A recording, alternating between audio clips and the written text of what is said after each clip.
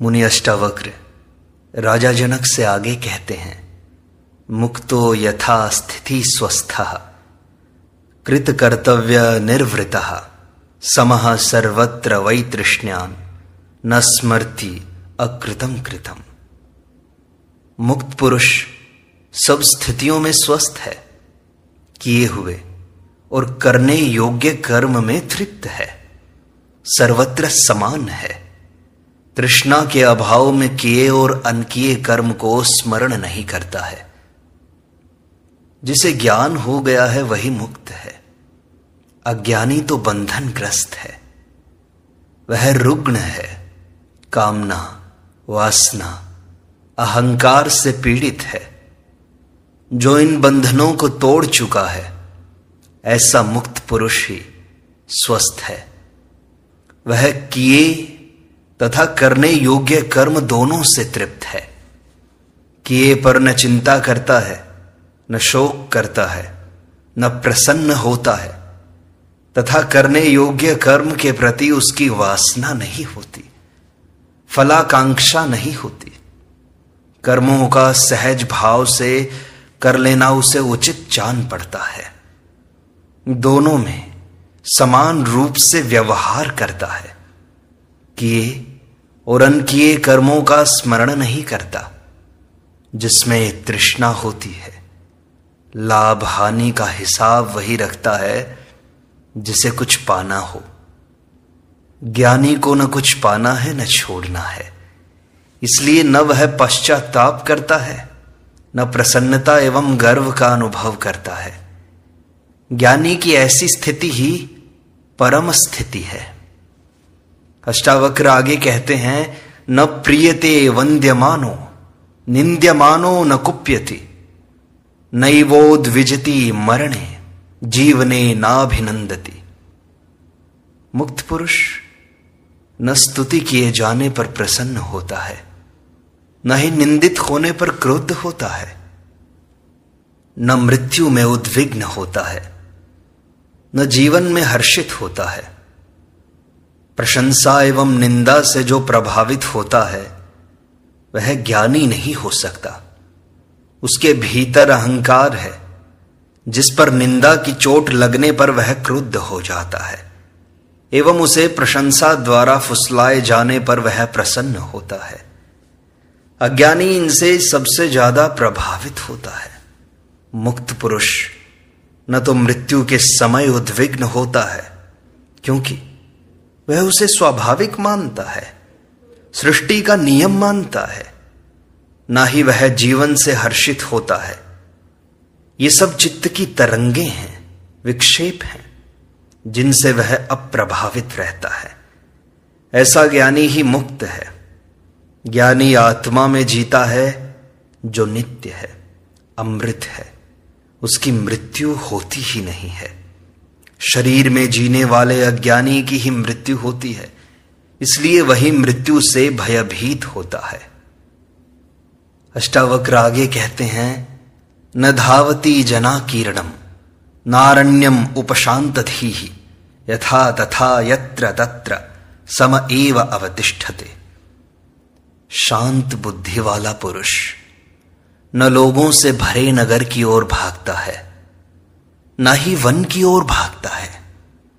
वह सभी स्थिति और सभी स्थान में समभाव से ही स्थित रहता है। भाग दौड़ वही करता है जिसे कुछ पाना है, जिसमें वासना है, तृष्णा है। यह वासना चाहे संसार की हो या मोक्ष की, वासना ही तो है। जिस ज्ञानी से उस परम तत्व को जानने का लाभ लिया है, जिसे आत्मानुभव हो गया, जिसे परम मिल गया, जो मुक्त हो गया, उसकी सारी भाग दौड़ समाप्त हो जाती है। उसकी सारी इच्छाएं, आकांक्षाएं समाप्त हो जाती हैं। उसे सृष्टि में एकत्व का अनुभव हो जाता है, जिससे उसमें समभाव पैदा हो जाता है। ऐसा ज्ञानी शांत बुद्धि वाला हो जाता है। वह सभी स्थानों पर तथा सभी स्थितियों में समान भाव से अवस्थित रहता है, चाहे वह नगर हो या वन, भीड़ भाड़ वाला स्थान हो या सुनसान स्थान, महल में रहे या झोपड़ी में, कोई अंतर नहीं आता। अज्ञानी चुनाव करता है कि ऐसे स्थान पर ही रहूंगा, ऐसा ही खाना खाऊंगा, भिक्षा मांगकर ही खाऊंगा, ऐसे वस्त्र ही पहनूंगा या नग्न ही रहूंगा इत्यादि। किंतु ज्ञानी चुनाव रहित हो जाता है, जो है उसी में राजी है, वह उपकरण मात्र हो जाता है। यही जीवन मुक्त की परम स्थिति है। यहां अष्टावक्र गीता का शांति शतक नाम का 18 प्रकरण 18वां प्रकरण समाप्त होता है। 19वां प्रकरण प्रारंभ करते हैं। अष्टावक्र कहते हैं, तत्व विज्ञान संदंशम आदाय हृदयोदारत नानाविध परामर्श शल्योद्धार कृतो मया। राजा जनक आत्मज्ञान से संतुष्ट होकर अपनी अभिव्यक्ति देते हैं। मैंने आपके तत्व ज्ञान रूपी संसी को लेकर हृदय और उदर से अनेक प्रकार के विचार रूपी बाण को निकाल दिया है। अष्टावक्र के तत्वबोध के उपदेश को केवल श्रवण करके राजा जनक आत्मज्ञान को उपलब्ध हो गए। उनकी पृष्ठभूमि पहले ही तैयार थी, अंतःकरण शुद्ध था। इसलिए अष्टावक्र के उपदेश पर उन्होंने एक भी शंका नहीं उठाई, न अर्जुन के जैसे तर्क दिए, न ही अश्रद्धा प्रकट की। उस उपदेश को सीधा ही पूर्ण श्रद्धा से पी गए, जिससे अमृतत्व को उपलब्ध हो गए। उपदेश क्या था? संजीवनी थी, किंतु इसका लाभ श्रद्धावान को ही मिलता है। गीता में कहा है, श्रद्धावान लभते ज्ञानम। ज्ञान का फल तो श्रद्धावान को ही मिलता है। जनक आत्मकृत हो गए। उन्होंने अपनी अभिव्यक्ति दी, जिसे अष्टावक्र ध्यान से सुनते रहे। किंतु परीक्षा आवश्यक होने पर उन्होंने अनेक प्रश्न करके जनक की परीक्षा भी ली, जिसमें वे खरे उतरे। अष्टावक्र को विश्वास हो गया कि जनक को जो हुआ वह ठीक हुआ है, कोई भ्रांति नहीं है। अतः अष्टावक्र ने 18वें प्रकरण में आत्मज्ञान के रूप में शांति का उपदेश दिया। यह उपदेश वैसा ही है जैसे गुरु विधिवत शिक्षा देकर शिष्य के परीक्षा में उत्तीर्ण हो जाने पर उसे दीक्षांत भाषण देकर अपने विद्यालय से विदाई देता है, तथा संसार में रहकर उसे कर्म करने का उपदेश देता है। आत्मज्ञान पर विधिवत दिए गए उपदेश से जनक कृतकृत्य हो गए।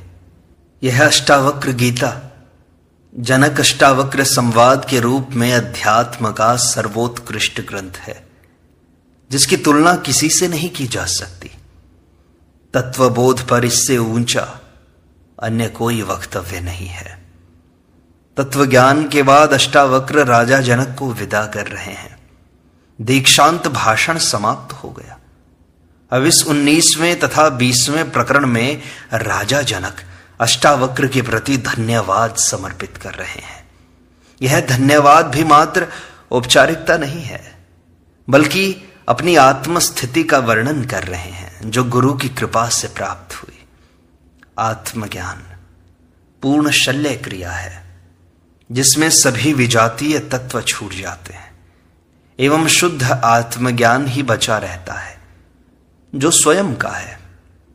जिस प्रकार भट्टी में गलाकर एवं विभिन्न प्रक्रियाओं द्वारा सभी प्रकार की मिलावट को निकालकर शुद्ध स्वर्ण प्राप्त किया जाता है, ऐसी ही आत्मज्ञान की प्रक्रिया है, जहां अज्ञान जनित सभी संस्कारों का परिशोधन हो जाता है एवं आत्मा रूपी स्वर्ण प्राप्त हो जाता है। इसमें मन, बुद्धि, स्मृति, शरीर, अहंकार, संकल्प, विकल्प, विचार, शास्त्र, धर्म, कामनाएं, वासनाएं आदि छूट जाती हैं, क्योंकि आत्मा के लिए ये समस्त विकृतियां ही तो हैं। ये सब विजातीय तत्व ही तो हैं, जिनका आत्मा से कोई संबंध नहीं है। मृत्यु के समय केवल शरीर छूटता है, अन्य सभी साथ जाते हैं। ये ही तत्व बार बार जन्म लेने के कारण बनते हैं, किंतु आत्मज्ञान में ये सभी छूट जाते हैं। इसलिए आत्मज्ञान को महामृत्यु कहा है। इसके बाद जो शेष रहता है वही स्वयं का है, उसी का नाम आत्मा है। मनुष्य की मुख्य बीमारी है विचार। विचारों से ही उसके कृत्य होते हैं, विचार ही मृत्यु के बाद साथ जाते हैं, इन्हीं से पुनर्जन्म होता है। सुख दुख का कारण भी विचार ही है, सभी द्वंद्व विचारों के कारण है। दूसरे शब्दों में विचार ही संसार है। निर्विचार साधना ही ध्यान है, इसकी उपलब्धि ही समाधि है। यही आत्मज्ञान है। जब तक विचार है आदमी स्वस्थ होगा। राजा जनक तत्व आत्मज्ञान को उपलब्ध हो गए, उनकी सारी बीमारी नष्ट हो गई। अब वे पूर्ण स्वस्थ हैं। वे अष्टावक्र के प्रति अपना आभार व्यक्त करते हुए कहते हैं, मैंने आपके तत्व ज्ञान रूपी संसी को लेकर हृदय तथा उदर से अनेक प्रकार के विचार रूपी बाण को निकाल दिया है।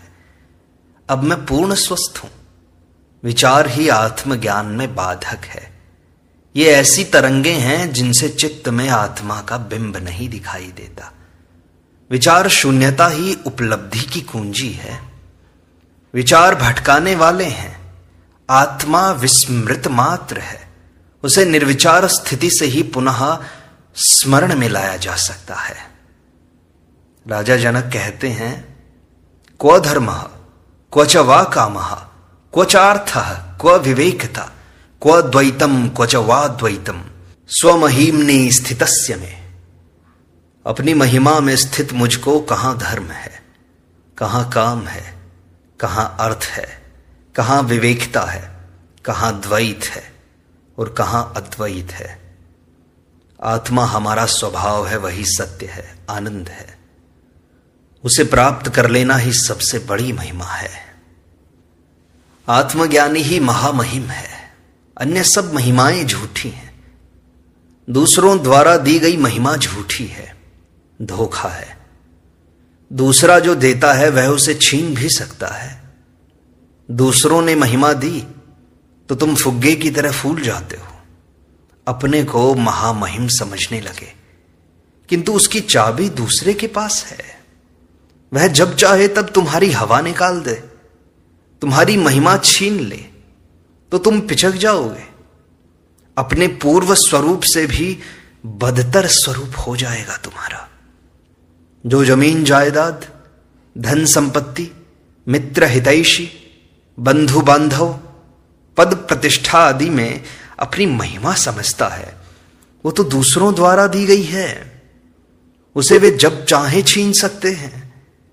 आज लोगों ने तुम्हें वोट देकर राजा बना दिया, प्रधानमंत्री, राष्ट्रपति बना दिया, तो उन्होंने तुम्हें प्रतिष्ठा दी।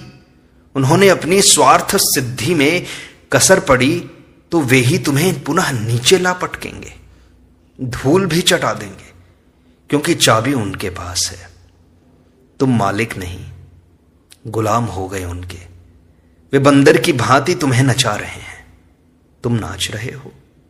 इसी को तुम महिमा कहते हो। किंतु जनक कहते हैं कि मैं तो अपनी महिमा में ही स्थित हो गया हूं। आत्मा ही मेरी महिमा है। इसमें स्थित हो जाने से मैं महामहिम हूं। मेरी इस महिमा को कोई छीन नहीं सकता।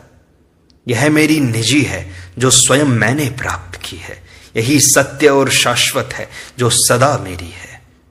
अन्य कोई भी मेरा नहीं है, क्योंकि वह अलग हो सकता है। आत्मा कभी अलग ना हो पाएगी। इससे बढ़कर अन्य कोई महिमा नहीं है। जिसमें स्वयं की महिमा नहीं है वे ही दूसरों द्वारा महिमा चाहते हैं, किंतु जिसने निज की महिमा प्राप्त कर ली वही श्रेष्ठ है। इस निज की महिमा को प्राप्त करने के लिए विभिन्न साधनों का प्रयोग किया जाता है। धर्म, अर्थ, काम, विवेकता आदि भी साधन हैं। इसी प्रकार ध्यान, धारणा, समाधि, जप, पूजा, श्रवण, निदिध्यासन, शास्त्र, गुरु, सत्संग इत्यादि सभी साधन मात्र हैं। किंतु उपलब्धि के बाद इनका कोई उपयोग नहीं है। आत्मज्ञान के बाद भी इन्हें ढोते रहना मूर्खता ही तो है। बाद में ये साधन भी बंधन बन जाते हैं। शास्त्रों में कहा है, उत्तीर्णे तु गते पारे नौकायाः किं प्रयोजनम। जब मनुष्य नदी के पार उतर जाता है तो फिर नौका का प्रयोजन क्या रह जाता है? वह तो व्यर्थ हो गई। उसे छोड़ देना ही तो बुद्धिमत्ता है। इसी प्रकार आत्मज्ञान के अभाव से ही द्वैत की प्रतीति होती है। किंतु आत्मज्ञानी जान लेता है कि द्वैत तो भ्रम मात्र है, अज्ञान है। वास्तव में यह सभी उस एक आत्मा का ही विस्तार है। यही अद्वैत है जिसे आत्मज्ञानी जान लेता है। इसलिए उसका द्वैत भाव समाप्त हो जाता है। अद्वैत भी द्वैत सापेक्ष है। जब द्वैत है ही नहीं तो अद्वैत कहना भी व्यर्थ हो जाता है। इसलिए जनक कहते हैं कि न मुझ में द्वैत है न अद्वैत, मैं तो केवल आत्म स्वरूप हूं। जनक की यह बड़ी अनूठी अभिव्यक्ति है। आत्मज्ञानी ही ऐसी अभिव्यक्ति दे पाएगा। इस सूत्र में जनक कहते हैं, मैं अपनी महिमा में स्थित हो गया हूं, इसलिए धर्म भी व्यर्थ हो गया। उपलब्ध होने पर धर्म की भी जरूरत नहीं है। धर्म भी उपलब्ध होने का साधन मात्र ही तो है। सभी धर्मों में उपलब्धि की विधियां दी गई हैं। आचरण, कर्मकांड, योग, भक्ति, पूजा पाठ सभी विधियां मात्र हैं। इनकी उपयोगिता ज्ञानी के लिए है, ज्ञानी के लिए ये सभी व्यर्थ हो जाती हैं। धर्म का अर्थ किसी संगठन, संप्रदाय, मजहब आदि से नहीं है, बल्कि जो विधि आत्मज्ञान की ओर ले जाती है वही धर्म है। इसलिए वह साधन भी है। राजा जनक अष्टावक्र से कहते हैं, क्व भूतम भविष्यत् था वर्तमान अपि क्व वा क्व देशः क्व च वा नित्यम स्वमहिम्नि स्थितस्य में। नित्य अपनी महिमा में स्थित हुए मुझको कहां भूत है, कहां भविष्य है, अथवा कहां वर्तमान है या देश भी कहां है। स्थान और समय का बंधन अज्ञानी को ही होता है। आत्मज्ञानी इसकी परिधि से बाहर हो जाता है। आत्मा नित्य है, शाश्वत है, अजन्मा है, निराकार है, निर्लिप्त है। अतः उसके लिए भूत, भविष्य और वर्तमान है ही नहीं। वह सर्वत्र व्याप्त है। वह पहले भी थी, आज भी है, आगे भी रहेगी। उसका विनाश होता ही नहीं। सृष्टि नष्ट हो जाए तो भी रहेगी। सृष्टि नहीं थी तब भी थी। इसलिए जिस ज्ञानी ने आत्मा को जान लिया उसने ब्रह्म को जान लिया। वह ब्रह्मवत हो गया। जनक यही कह रहे हैं कि मैं आत्मवत हो गया। इसलिए आत्मा की महिमा ही मेरी महिमा है। जनक कहते हैं, क्व आत्मा क्व च वा अनात्मा क्व शुभम क्व वा शुभम तथा क्व चिंता क्व वा चिंता स्वमहिम्नि स्थितस्य में। अपनी महिमा में स्थित हुए मुझको कहां आत्मा है और कहां अनात्मा, कहां शुभ है, कहां अशुभ, कहां चिंता है अथवा कहां अचिंता है। आत्मा, परमात्मा, ईश्वर, ब्रह्म आदि नाम देने से ही अनेक भ्रांतियां पैदा हो गई हैं। जैसे ये कोई पदार्थ है, कोई तत्व है जिसे देखा जा सकता है, जाना जा सकता है, पाया जा सकता है। किंतु जो ध्यान की गहराई में गए हैं उन्होंने ऐसा कुछ जाना नहीं, न देखा, न पाया, किंतु अभिव्यक्ति के लिए उन्होंने नाम दे दिए, जिससे भ्रांति हो गई, सत्य लुप्त हो गया। लाओ त्से ने इसलिए कहा कि सत्य को कहा नहीं जा सकता, तथा जो कहा जा सकता है वह सत्य नहीं है। सत्य को अभिव्यक्ति नहीं दी जा सकती। शब्दों में उतारते ही वह असत्य हो जाता है। इसीलिए ज्ञानी मौन हो जाते हैं। ध्यान अथवा समाधि में आत्मा के दर्शन नहीं होते, न ही उसका साक्षात्कार होता है। उस स्थिति में जो कुछ अनुभव होता है उससे आत्मा का अनुमान लगाया जाता है, इन्फर किया जाता है कि यह आत्मा है। जैसे धुओं को देखकर आग का अनुमान लगाया जाता है, किंतु आत्मा कैसी है यह कहना कठिन है। इसलिए ज्ञानियों की अभिव्यक्तियों में भी भिन्नता पाई जाती है। जो भी आत्मा के बारे में कहा गया है वह पूर्ण सत्य नहीं है। लाओ त्से ने इसे सत्य कहा, महावीर ने इसे आत्मा कहा, उपनिषदों ने तत् कहा, बुद्ध ने अनात्मा कहा, शून्यवादियों ने शून्य कहा, ज्ञानियों ने इसे ज्ञान कहा, भक्तों ने ईश्वर कहा, परमात्मा कहा, अद्वैतवादियों ने ब्रह्म कहा। जनक की अभिव्यक्ति अधिक स्पष्ट है कि उस स्थिति में पहुंचकर आत्मा अनात्मा का भेद ही समाप्त हो जाता है। वहां पहुंचकर केवल आनंद का बोध होता है, व्यक्ति शांत हो जाता है एवं ऐसी प्रतीति होती है जिसका वर्णन नहीं किया जा सकता। वहां पहुंचकर शुभ अशुभ, चिंता अचिंता का ख्याल ही नहीं रहता है, केवल चैतन्य शेष रहता है। यही चरम स्थिति है जहां पहुंचकर ज्ञानी पूर्णता का अनुभव करता है। यही उसकी महिमा है, अन्य कोई महिमा नहीं। ऐसा ज्ञानी ही महिमामय है। इस प्रकार अष्टावक्र गीता की सरल व्याख्या का यह भाग यहीं संपूर्णता को प्राप्त होता है। शेष अगले अंक में।